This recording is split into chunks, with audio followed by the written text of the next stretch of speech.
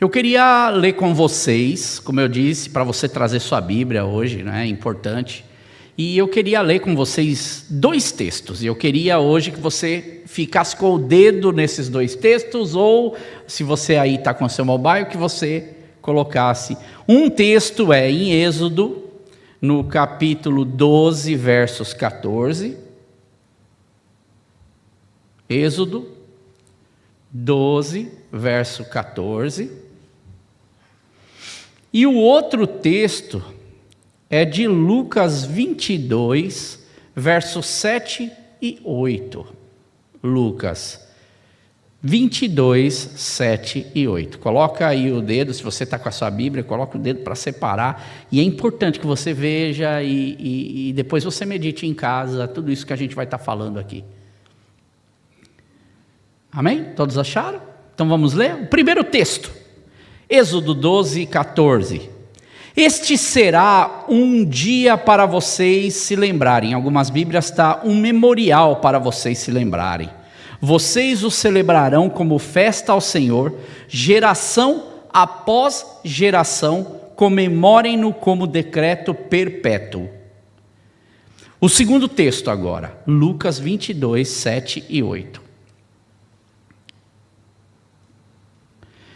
Finalmente chegou o dia dos pães sem fermento, no qual devia ser sacrificado o cordeiro pascal. Jesus enviou Pedro e João, dizendo: vão preparar a refeição da Páscoa. São 2 versos aí, neste outro. Só vou limpar meu óculos aqui. Como a Sandra disse hoje, a gente estava muito emocionado, verdadeiro, eu me emociono com Jesus. Eu me emociono com o sacrifício, porque a emoção faz parte também do nosso ser. E eu me emociono quando eu vejo estes 2 textos, porque nesses 2 textos, o interessante, eu não sei se você está percebendo, mas tem um tempo que separa esses 2 textos. São praticamente 15 séculos que esses 2 textos estão sendo lidos um do outro, estão sendo falados um do outro. O primeiro texto, provavelmente, a tradição que acredita que é em 1446, antes de Cristo, que é a tradição dos estudiosos que fazem aquelas contabilidades, vão seguindo a cronologia e chegam aqui então a 1446 antes de Cristo, então 15 séculos antes de Jesus, Êxodo capítulo 12. Aí você tem Lucas, que já é no ano 30 depois de Cristo, quando Jesus ali, ele já está no final da sua jornada. Então 2 textos que estão tratando praticamente de uma mesma festa, porém ele tem data diferente, tem um sistema aqui que está acontecendo, situações diferentes, mas a festa, a comemoração é a mesma. Aqui é antes da última das 10 pragas, então você tem 10 pragas, o Du falou alguma coisa na semana passada sobre isso, mas olha que interessante, 9ª praga, ela vem, e entre a 9ª praga e a 10ª praga, esse texto de Êxodo 12, ele acontece.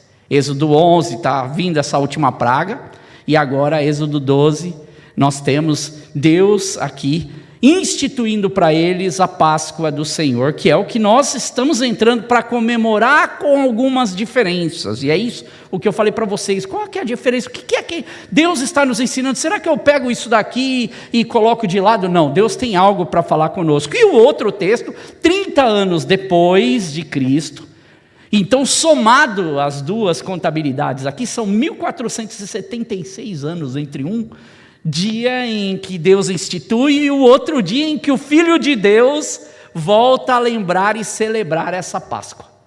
Olha que interessante, 15 séculos.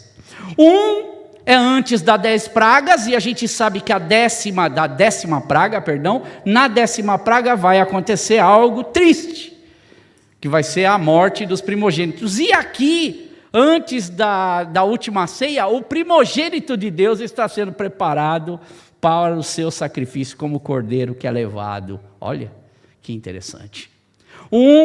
Vem morte. Pessoas, por causa do pecado, da desobediência, vão morrer. O outro, por causa da obediência do Filho, pessoas vão viver. Você e eu vamos viver. Olha que interessante, 15 séculos que fazem diferença. Então, aqui, para nós pensarmos rumo à Páscoa, e é interessante a gente levar em consideração que Deus chama Moisés, uma história que você conhece, mas caminha comigo, tenha paciência, caminha comigo aqui. Deus chama Moisés para libertar o povo de Israel da escravidão do Egito. Moisés e o irmão dele, Arão, foram enviados até Faraó por Deus para pedir a liberdade dos israelitas. E contudo, Faraó recusou repentinamente e repetidamente, não aceitou. Por várias vezes eles sabiam que tinham tudo na mão para que Faraó aceitasse, mas a gente sabe que muita coisa estava acontecendo, muita coisa estava em jogo. E como Faraó não obedecia, então Deus enviou uma série de pragas que a gente conhece, cada uma mais severa que a anterior, para convencer Faraó e libertar o povo dos israelitas. E cada praga tem a ver, então, com um deus deles. Então, cada praga é atacada um deus. Você sabe que a nona praga, olha que interessante, que é onde a gente tem essa chaveamento aí para a 10ª praga, e aonde a Páscoa é instituída, porque a última praga é a que vai, então, ser a derradeira para a libertação deles. Na nona praga, aqui nós temos as trevas profundas, ou densas trevas, que faziam com que no Egito, eles por 3 dias, olha, você imagina a cena, eles não pudessem conseguir ver um ao outro, nem tocar um ao outro. Foi algo muito mais do que uma simples escuridão, foi densas trevas. E o Deus que está sendo atacado aqui do Egito é o Deus Ra, que era o Deus do sol, venerado no Egito, um dos deuses mais importantes do Egito. Agora, Faraó, ele ainda se recusa, e Deus então anunciou a 10ª praga. E aí, então, a morte dos primogênitos, que é onde Deus, então, institui aqui a Páscoa, onde Deus institui, que atinge diretamente nessa 10ª praga quem? Quem é que foi atingido? Faraó. Faraó era considerado uma divindade. Então, perceba que as coisas estão acontecendo. Então, Deus fala para Moisés assim, vai vir essa praga, é a última. E eu quero que vocês se preparem e instruam o povo para considerar o mês de Abib ou de Nissan, que é mais ou menos como o nosso março e abril, é um outro calendário que eles estão seguindo. E ele fala assim, para que eles nesse primeiro mês, vai ser o primeiro mês religioso, vamos começar daqui, tem algo agora para a gente começar a fazer, e cada família deveria separar um cordeiro macho, sem defeito, de 1 ano. Se a família fosse pequenininha, ela deveria dividir o cordeiro com os vizinhos, para que tivesse o quê? Toda a parte, tudo que eles precisassem, não sobrasse absolutamente nada. O cordeiro, ele deveria então ser pego, guardado ali, separado, sem mácula, nada, do dia 10 até o dia 14, nesses dias, que seria então depois sacrificado. Mas veja aqui, o sangue desse cordeiro, ele deveria ser passado nas vergas, nos umbrais das portas, que serviria como sinal de proteção. E esse tempo que Deus fala, separa o cordeiro, dia 10, dia 14, era um tempo para que eles pudessem se preparar espiritualmente. Ia ser sério o que iria acontecer. O curso da vida deles, a partir desse sacrifício, ia mudar. Ia ser uma nova história. E era também um sacrifício de libertação. Eles iam ser libertos. Deus estava promovendo isso. Então, esta última praga, para que ela não atingisse esse povo, eles deveriam, então, matar esse cordeiro, ser passado, então, no dia, então, certo aqui, que era a data preparada, nesse dia 14, eles deveriam, na parte da tarde, passar o sangue nos umbrais da porta, e a história, então, nós sabemos que a Bíblia nos conta, que eles deveriam fazer o quê? Enquanto eles passavam o sangue, que eles tinham esse tempo de preparação, eles deveriam estar com as sandálias nos pés e o cajado na mão, porque a refeição simbolizava para eles o quê? Pressa em todos os detalhes. Era colocado um monte de significado dentro dessa Páscoa, as ervas amargas, os pães sem fermentos, para que a refeição fosse feita com pressa. Não deveria sobrar nada de carne e nem nada do cordeiro para o dia seguinte, e o que sobrasse deveria ser queimado. Até o jeito deles fazer deveria ser de uma forma em que não demorasse nada. O pão não podia levedar, tudo tem que ser rápido, Porque Deus aqui, o que Ele faz? Deus tem pressa agora de libertar o seu povo. E essa instrução então significa refeição para nada ser deixado para trás. E olha que interessante, simbolizando total entrega. Primeira coisa, nada fica para trás, total entrega. E segundo, separação do passado de escravidão. Te remete a alguma coisa para a sua vida hoje isso? Essa ideia de pressa, de tirar, de sairmos do pecado. Quando nós tomamos consciência do pecado na nossa vida, irmãos, quando tomei consciência do pecado na minha vida, a primeira coisa que eu senti é pressa de ser liberto disso que estava me derrubando, que estava fazendo com que a minha vida não andasse para frente, eu rastejasse. E essa pressa, então, é o que Deus fala para eles nesse sentido. Nada vai ficar para trás. Separação completa. Quando a gente se transforma com Deus, qual é a tendência da nossa vida? Nós temos que viver uma nova vida. O que ficou para trás, nós somos novas criaturas, vivemos algo novo de Deus. Esse é o projeto de Deus desde o início. Eu quero que vocês saiam do Egito, mas eu não quero que o Egito fique em vocês. O Du falou isso. Mas hoje nós olhamos muitas pessoas se esquecendo e continuando com raízes do Egito na sua vida. E se você procurar, você vai achar raízes do Egito na sua vida. Se você procurar mesmo com diligência, você vai encontrar muita coisa que te faz ficar para trás e não avançar para frente para os projetos que Deus tem para a sua vida. Olha que interessante. E aí Deus institui um decreto perpétuo, como a gente leu em Êxodo 12, 14. Deus ordenou para eles que todos os anos, naquela data, celebrassem a Páscoa e se lembrassem da libertação do Egito. E eles deveriam fazer isso por 7 dias. Israel, Jerusalém, o povo lá faz 7 dias. Fora de Israel, fazem em 8 dias essa celebração. Que é não comer o pão com fermento, é o pão sem fermento, os pães asmos. Que significa o fermento aqui?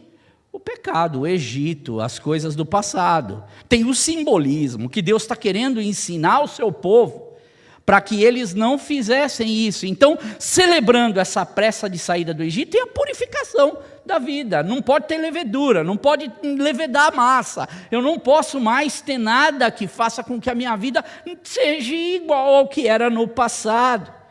E aqui Deus tem essa urgência para o seu povo. E Ele fala, se vocês saírem daí e continuar com essa levedura, esse fermento do pecado na vida de vocês, vocês não vão para frente.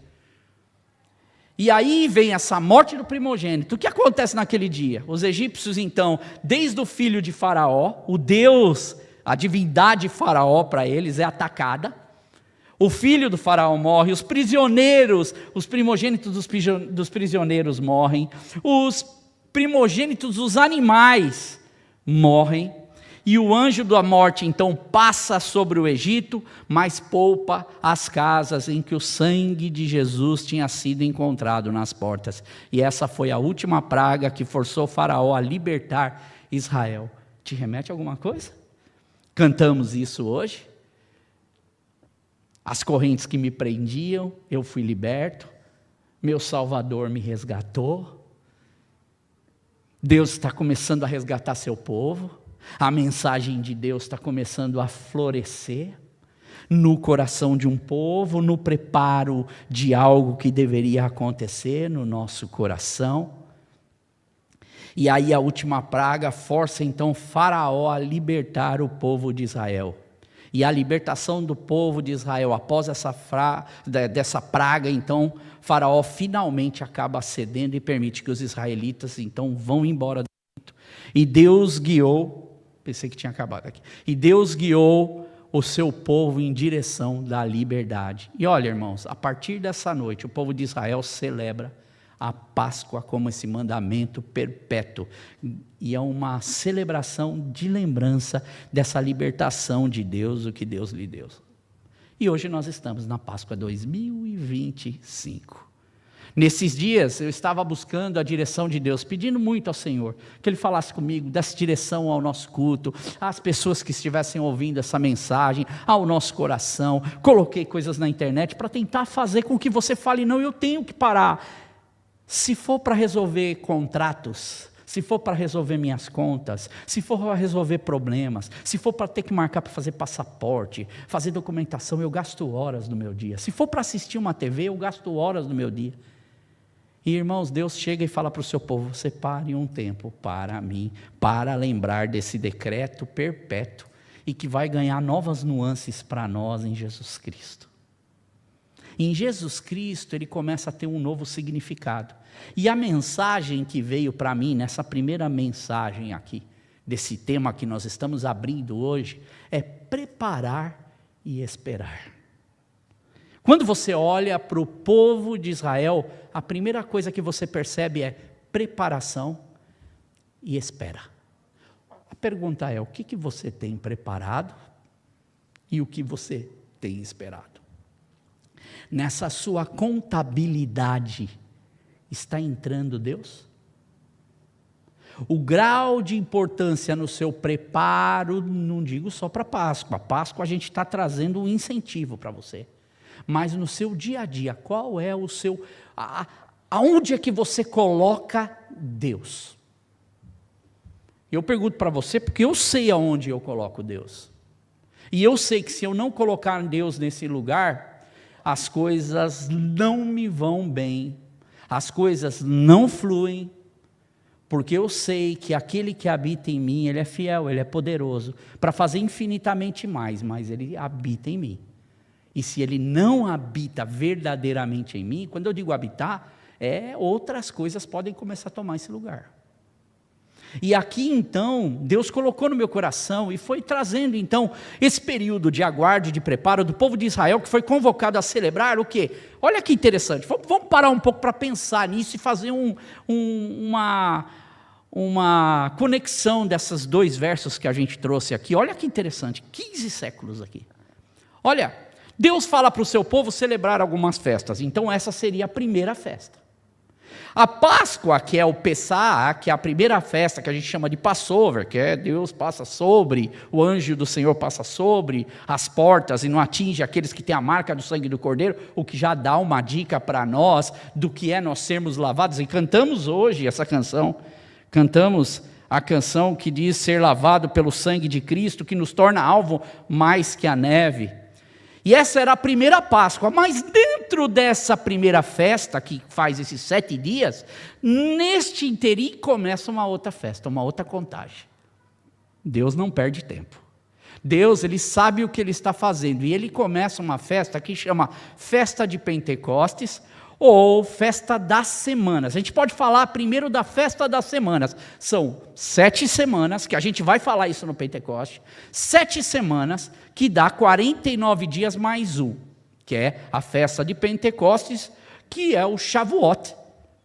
E eles então, dentro da Páscoa, começavam a se preparar, e depois, na sequência, vem a festa dos tabernáculos, ou a festa das cabanas, que é a festa do Sucote, que vai acontecer mais para frente, em outubro, setembro, que é o final ali da colheita. A gente vai falar, tem tudo uma lição de Deus para ensinar, e é tudo projeto de Deus que vai calhar e vai acontecer na igreja, para a igreja de Cristo. Então, em primeiro lugar, a Páscoa, a gente já falou, temos a comemoração da libertação do povo de Deus, do Egito, da escravidão do Egito. Depois, nós temos a festa das semanas, 7 semanas ou 49 dias, mais um, que é os 50, que é a gratidão pelos primeiros frutos. O que eles deveriam fazer? Eles deveriam, então, agradecer a Deus pelas primeiras colheitas, que é o que acontece agora, nesses meses.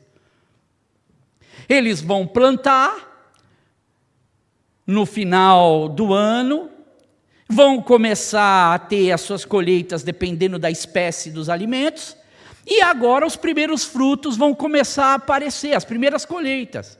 Infelizmente hoje, não é muito comemorado essa coisa do Pentecoste, não é muito contado estes dias do Pentecoste. Por quê?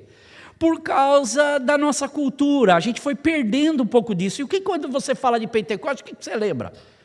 O povo pentecostal. Você lembra, somos o povo. Não é essa instituição que Deus está falando, porque tem um significado totalmente diferente. E não é uma data apenas, uma comemoração. E nós temos então o fechamento com a festa de tabernáculo, porque a vida ela é assim, ela não vale a pena somente a gente ter para comer hoje. Você quer comer só hoje, você não sabe o que você vai comer amanhã? Como é que você faz? Você come sua comida hoje, o Marquinhos trabalha com construção, fazer casa. Pensou, Marquinhos, você só tem para agora e você não sabe se você vai ter mais projetos, mais trabalho, e você não sabe se você vai ter que comer. Hoje, se tivesse que falar para o Marquinhos, o que é que você vai trazer? A gente traz o quê? A gente traz as ofertas ao Senhor de agradecimento a Deus, mas naquela época ele falava assim, traz os frutos, os mantimentos, aquilo que Deus fez, que é para você lembrar que você que está trazendo esses frutos, quem está dando para você hoje é Deus, mas você não se esqueça que você não vai precisar disso só para hoje, viu? Amanhã você vai precisar de novo. A próxima estação, a próximo plantio, você vai precisar novamente. E Deus está ensinando, reforçando, que eles precisam não só preparar a terra, mas eles dependem de muita coisa acontecendo. E portanto, então, essas comemorações, elas são lembretes de Deus, que Ele fala aqui, ano após ano, para que o povo israelita continuasse a exercitar a fé deles, e essa fé na existência deles como povo de Deus. Para além disso, nas comemorações, formando então essa obediência e essa ordem de Deus que vão sendo realizadas, e a gente chega a 15 séculos e agora chega onde? Em Jesus, Lucas 22. Lucas 22, última semana de Jesus, e Jesus chega para os discípulos dele e fala assim para eles, vão lá preparar a Páscoa. Só que estas celebrações, agora olhando para Lucas 22, possuem ecos profundos, porque algo estava para acontecer dentro do plano de Deus. Nós cantamos isso o tempo inteiro hoje aqui. O plano de Deus que Deus já estava fazendo com o povo, não era somente dar liberdade para eles, porque não é só esse fruto de encher a nossa barriga, mas Deus estava preparando algo para os povos que viriam depois. Deus estava preparando, e Jesus, ele sabe disso, que chega o seu momento. Se na época o sangue de um cordeiro era passado no umbral da porta, agora o sangue do cordeiro de Deus é que vai ser passado, do ungido de Deus, do Salvador, do Cristo, que aqui em primeiro lugar, nós olhamos na Páscoa cristã, que agora vai tomar um novo formato, porque o nosso calendário, ele é judaico-cristão. Então nós temos que festas? A gente celebra bastante a Páscoa, a gente tem o dia de Pentecostes no calendário cristão, e nós temos o Natal. Nós temos o Natal, que é o nascimento de Jesus Cristo. Então essas são as nossas festas. Então, nesta primeira Páscoa, o Cordeiro Pascal, ele era oferecido como sacrifício vivo, de uma vez por todas agora em Jesus, para que os nossos pecados, a nossa dívida fosse paga. É a carta de alforria, a libertação para nós, que nos livra não da escravidão mais do Egito, a gente não está mais. Simboliza para nós que esse eco de Cristo, de Deus fazendo, e que remota em Cristo agora acontece, e nós somos libertos de que escravidão, se não somos do Egito? A escravidão do pecado. Onde nós estávamos condenados, mas há algo importante, irmãos, aqui nessa minha pregação, de que hoje nós falamos muito do amor de Deus, nós falamos muito do amor de Cristo, nós falamos muito de que Ele nos ajuda. Você vai ver pessoas falando que Jesus te ajuda a fazer 1 milhão de coisas, e que Ele muda a sua vida, e você cria um quadro de Jesus, e você vai ticando, Ele faz isso por mim, aquilo outro por mim. Mas você sabe o que aconteceu quando Jesus ele vem à terra primeiramente? Quando Jesus vem à terra primeiramente, e a gente vai estar falando disso nas próximas, Jesus, antes dele iniciar seu ministério, Deus levanta um homem chamado João Batista para preparar o caminho. Preparação e aguardo. Lembra o que eu falei? Páscoa é preparação e aguardo. Jesus manda seus discípulos para que eles fossem preparar. Agora, Jesus, ele está tendo o caminho dele preparado, porque antes de Jesus iniciar seu ministério, João Batista vem à frente, e o que João Batista prega? Qual é a mensagem de João Batista? Como? Arrependei-vos, ou arrependimento. Você escuta muito sobre isso hoje? Quando você vai falar de Jesus, Jesus é amor, Jesus é isso. Arrependimento, sabe o que significa arrependimento? Metanoia, no grego. Arrependimento é uma mudança de direção, uma mudança de mentalidade, uma mudança de vida. Você está indo de um jeito, se eu não quero mais andar como o Egito andava, tudo remonta. Eu agora tenho uma mudança de vida, eu preciso ter. E quando eu estou andando com Deus, se eu tenho vontade de comer as coisas do Egito, tem algo de errado. Se eu estou andando com Deus e algumas coisas eu ainda tenho vontade, ou algumas coisas ganham mais força na minha vida do que o ânimo de servir a Deus e ter uma vida diferente, então eu tenho o Egito em mim. As coisas, e o Egito hoje, a gente vai ler no Novo Testamento, ganha um nome também, são as coisas desse mundo. O amor por esse mundo.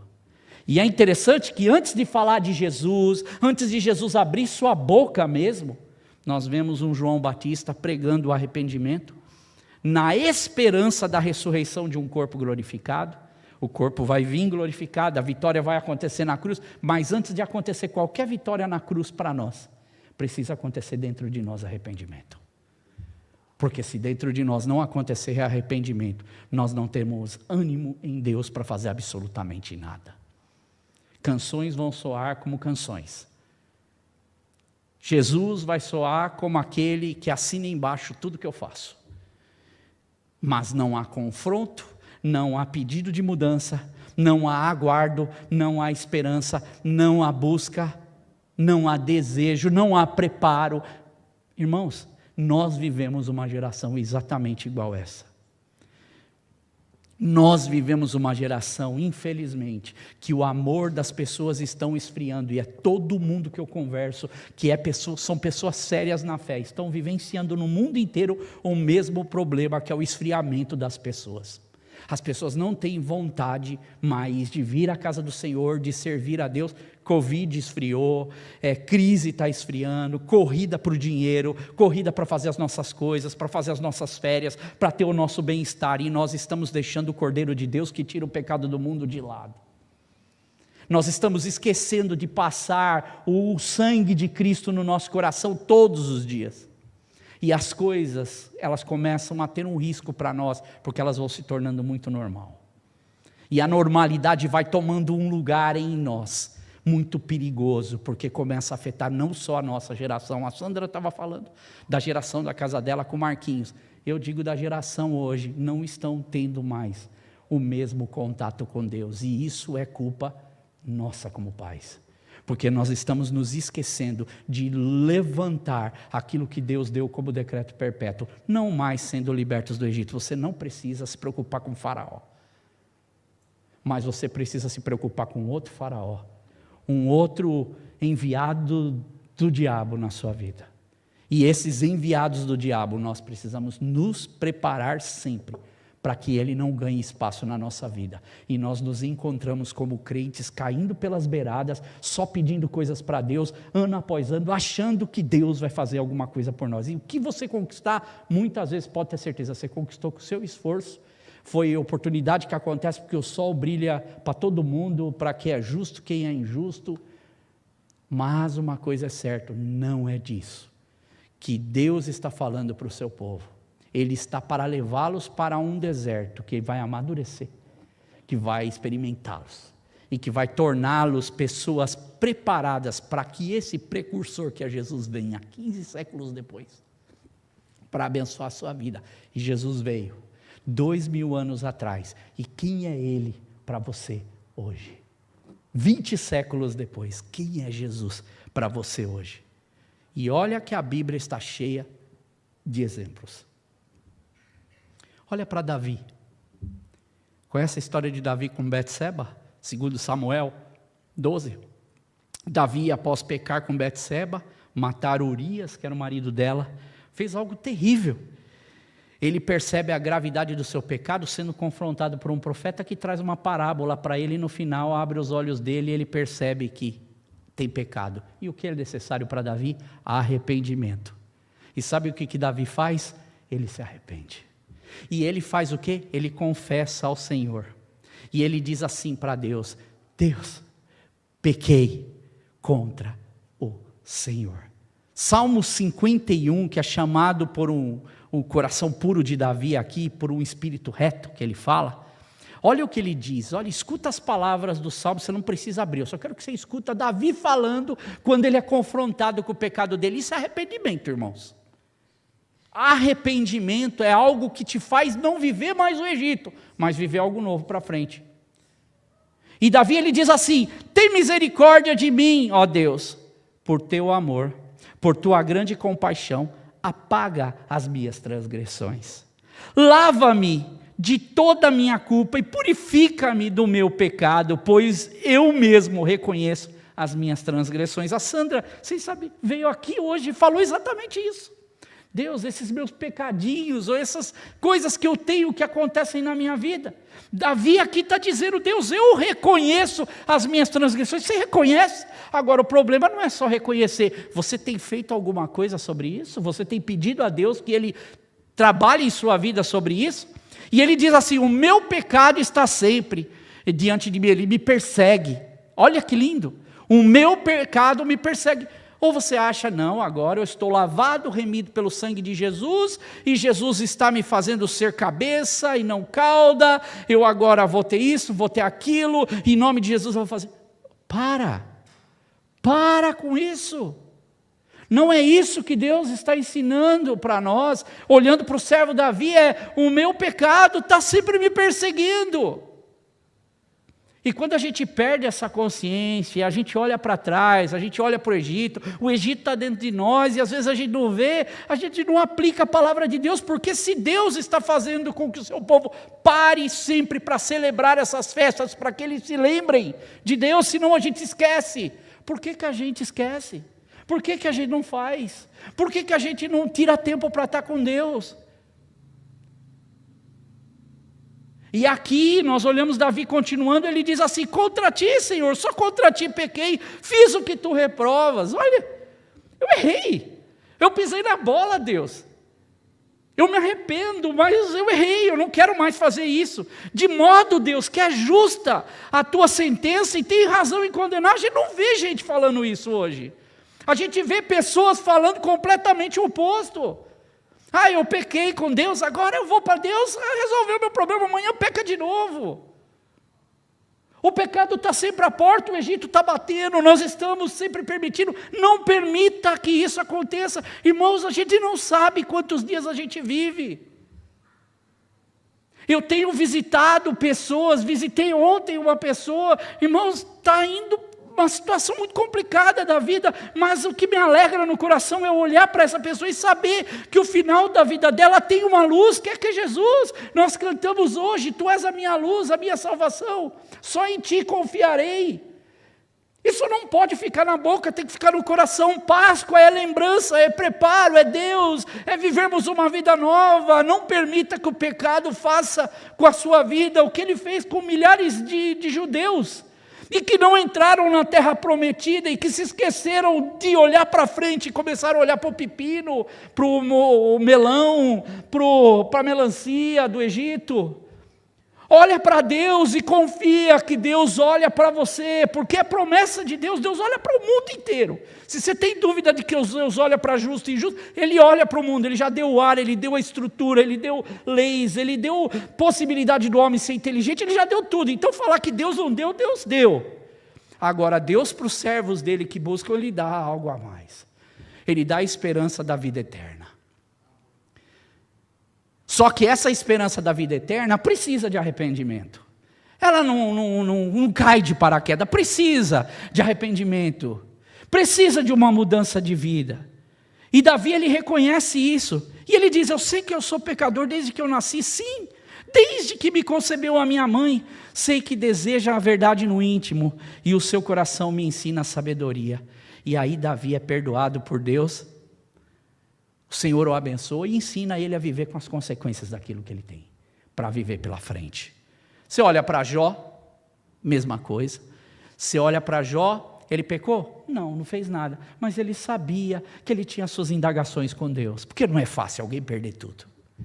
Mas você vê Jó, mesmo não tendo pecado com Deus, ele tem um arrependimento em seu coração de saber quem ele é. E sabe o que ele disse? Ele diz assim: antes, Deus, por causa dessa experiência que eu estou vivendo, antes eu te conhecia só de ouvir falar, mas agora os meus olhos estão te vendo, por isso eu menosprezo a mim mesmo e me arrependo, no pó e na cinza. E aí ele reconhece a sua limitação, um homem segundo o coração de Deus, um herói da fé, um homem que não fez nada de errado, mas que nessa provação, no deserto dele, Deus estava com ele. O filho pródigo, que é outro exemplo. O filho pródigo pede, conhece essa história? Pede para o pai tudo que ele tinha, pede o direito que ele tinha da sua herança, e sai, gasta a vida dele com coisas, com desvaneios da vida, e a Bíblia diz que eu gosto dessa palavra, que é uma palavra difícil, dissolutamente, que foi a que eu decorei na minha versão. Ele gasta a sua vida dissolutamente, e aí um dia ele cai em si, ele cai na real, e ele fala: puxa, pequei contra Deus e pequei contra o meu pai. E aí ele fala: puxa, eu vou pedir para o meu pai, quem sabe eu volto ali como um servo do meu pai, tá bom assim. Mas o pai, que é representado aqui, Deus, ele não vai fazer isso. Quando ele vê um coração arrependido, ele corre. E ele diz que o filho estava vindo, ele corre para abraçar. O que é que você precisa para você acordar? Para você falar: eu quero ser um cristão diferente. Eu quero servir ao Senhor, e servir ao Senhor é servir a obra do Senhor. Não do jeito que a gente serve, porque nunca está bom, irmãos. Pode ter certeza disso. Eu mesmo digo para mim: Deus, eu posso ficar melhor. Eu posso ser melhor. Porque eu vou cada dia sendo como essa presença de Deus, que vai me tornando como essa luz de Deus na minha vida. E a gente pode ir para Pedro. Pedro está ali com Jesus, aí Jesus disse: você vai negar antes que o galo cante 3 vezes, antes que o galo cante, você vai me negar 3 vezes, e o que acontece? Pedro nega, e ele diz: eu não vou fazer isso, Deus. A gente tem essa tendência de falar que nós não vamos fazer, né? E aí o que acontece? A gente faz. Só que é interessante que Deus, no amor de Deus, e esse é o amor que eu conheço, que é o amor que vem do arrependimento verdadeiro, um Deus que vai, porque Ele sabe que Ele vai usar Pedro. E aí Ele vai dizer para Pedro assim: Pedro, tu me amas, Pedro? Apacenta os meus cordeirinhos. E aí Pedro fala: com certeza, mestre, que eu te amo. E Jesus pergunta para ele: Pedro, você me ama? Apacenta os meus cordeirinhos. E aí vem a terceira vez e diz: Pedro, tu me amas? Então apacenta as minhas ovelhas, os meus cordeirinhos. E diz que Pedro fica chateado, fica triste porque Deus... Mas irmãos, Deus precisa ser assim conosco, porque nós temos a tendência de olhar para o Egito, nós temos a tendência de olhar para trás, nós temos a tendência de ter muitas vezes o desejo do Egito, do mundo no nosso coração, e por isso Deus, Ele toda vez bate no nosso coração, bate na porta do nosso coração para que nós possamos vê-lo. Paulo, um homem que perseguia a igreja de Cristo, de repente que ele cai do cavalo, podemos dizer assim. E aí ele vê a figura de Cristo que se apresenta para ele. E ele fica cego 3 dias. E aí ele vai, então, ser procurado ali por Ananias, o servo de Deus, e aquela cegueira vai cair dos olhos dele como escamas, ele vai ser batizado e vai se tornar o grande apóstolo. É Deus fazendo com que ele, na religião, olha outro religioso aqui, que se achava: não, eu sou crente de carteirinha desde pequeno, não tem nada que eu não conheça que possa ser acrescentado. Arrepende. Nós precisamos de arrependimento, porque nós precisamos aprender, mesmo com o nosso conhecimento, todos os dias, Deus nos ensina. E agora, para mim, o exemplo que eu gosto dessa passagem, que é a passagem de Isaías 6. que ele está assim no templo, não é? E ele vê uma visão divina de Deus, e aqui o texto diz que ele viu uma visão gloriosa do alto trono de Deus. Imagina você ver Deus exaltado, essa visão que todo mundo quer ter. Você não quer ver Deus assim, exaltado, falar, uau, tive uma visão de Deus, minha vida nunca mais vai ser a mesma. Eu garanto para você, que se eu ver desse jeito que Isaías viu, eu não vou voltar a mesma pessoa nunca mais, pelo menos é o que eu acho, né? Agora veja que Isaías aqui, quando ele vê, ele diz, santo, santo é o Senhor dos exércitos, a terra inteira está cheia da sua glória. Só que ao invés dele voltar, como eu disse aqui, depois que eu ver isso, eu nunca mais vou ser o mesmo. Olha o que ele diz para Deus aqui. Ele se sente indigno diante de Deus, daquela glória de Deus, um profeta de Deus. Ele se sente indigno de exercer ou de fazer qualquer coisa para Deus, mesmo sendo um homem de Deus. E ele diz assim, ai de mim, Deus, que estou perdido, pois sou um homem de impuros lábios e habito no meio de um povo de lábios impuros. Deus, eu não só sou um homem de impuros lábios, mas eu estou no meio de gente que é impuro. Você por acaso está nisso também? Eu me vejo aqui. Eu vivo isso diariamente, a gente vive diariamente. Onde você for, a gente vive. E agora a gente tem um outro adendo. Eu não vivo só no povo de lábios impuros. Liga a televisão, assiste qualquer filme. É só lábio impuro. É só bobeira, é só palavrão. Isso a gente vive. A gente tem que fazer a mesma oração de arrependimento de Isaías. Você quer participar da Páscoa? Quer conhecer o Cordeiro de Deus? Quer passar o sangue de Jesus no teu coração? Então começa a ver. Não só lembrar da Páscoa como decreto do Senhor, mas pare, se prepare e olhe para os exemplos que a Bíblia inteira vai dando, que são só alguns. E aí o interessante é que não é Isaías aqui que se purifica e nada. Diz que um anjo, então, não é aqui, veio, um serafim, pega com uma tenaz assim, com aquele tição ali, pega aquela brasa viva e toca nos lábios dele e diz, veja, isso que tocou os seus lábios, a sua culpa foi removida e o seu pecado foi perdoado. E aí ele percebe, só depois disso, que arrependimento, mesmo ele sendo servo de Deus, sabe o que acontece no texto? Diz assim, ele fala assim, eis-me aqui, Senhor, envia-me a mim, agora o Senhor pode me enviar. Minha cabeça não está mais no Egito, minha cabeça não está mais no meu passado, a minha cabeça está agora em uma nova criação e criatura de Deus. Páscoa, meus irmãos. E eu concluo aqui, é isso. Como é que eu tenho me preparado espiritualmente para celebrar o sacrifício de Cristo em favor da minha vida? Primeira coisa, como é que eu estou me preparando para celebrar a Páscoa? Como é que eu tenho obedecido o decreto de Deus que vai até Cristo e o decreto de Cristo que fala fazer isso em memória de mim, que é nesta ceia, a última ceia, que ele vai instituir a Santa Ceia ou a ceia do Senhor? Como é que eu tenho lembrado das palavras de Jesus nas últimas semanas, especialmente dele, que ele deixa para os seus discípulos de todas as épocas, a começar por aqueles? Como é que eu estou me preparando?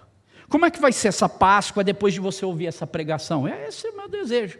Porque eu garanto para você que qualquer pessoa que ouvia, por exemplo, João Batista, as palavras de Paulo, a palavra de Isaías, dos profetas, dos homens de Deus, quando eles ouviam, eles tinham um conhecimento no seu coração. Eu ouvi, sou um indesculpável.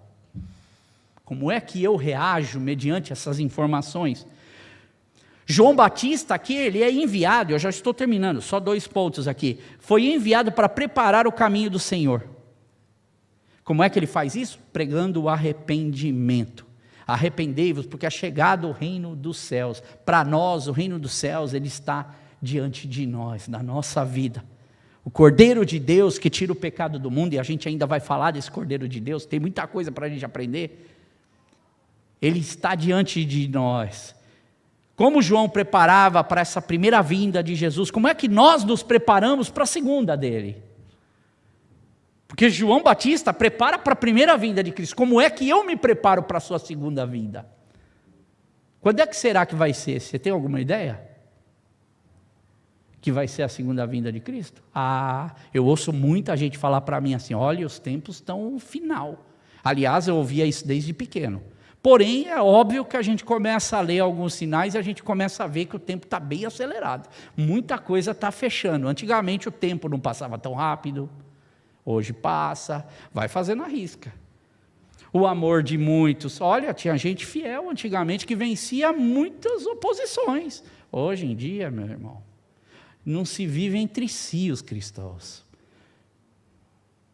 A gente começa a ver os sinais do tempo, há uma probabilidade, concorda comigo, disso estar acontecendo? Bem, se a gente não sabe, o melhor é nós estarmos preparados e estarmos aguardando, que é esse o tema da nossa mensagem, preparação e aguardo. Prepare-se, porque para você não sabe quando é que Jesus vai voltar. Pode ser hoje à noite. Pode ser amanhã, pode ser aí nos meses, pode ser que você não termine em 2025, eu também não. Agora é assim, como é que eu vou chegar diante de Deus, reconhecendo o meu pecado em arrependimento, ou eu vou ser daquele que Deus fala, vocês são indesculpáveis? Tenha ânimo para fazer as suas coisas do seu dia a dia, para você pagar suas contas, para você fazer tudo o que você quer. Tenha ânimo para isso. Mas tenha muito mais ânimo para pensar na sua vida que dura pouco. Tenha muito mais ânimo para pensar na sua vida que você não sabe se ela vai durar muito. Se ela durar muito, glória a Deus. Se ela não durar muito, continue dizendo glória a Deus. Assim como eu vi a pessoa ontem, que eu falo, Deus, tem misericórdia, Senhor. Mas é do corpo humano que a gente pede, porque a gente sabe que o coração e a alma foi uma alma que serviu ao Senhor. Que área da minha vida, então, precisa desse reconhecimento, de arrependimento e de transformação? Irmãos, tenha pressa. Tenha pressa de se consertar naquilo que precisa ser consertado dentro da tua vida. Tenha pressa, porque o Egito tem que ficar para trás.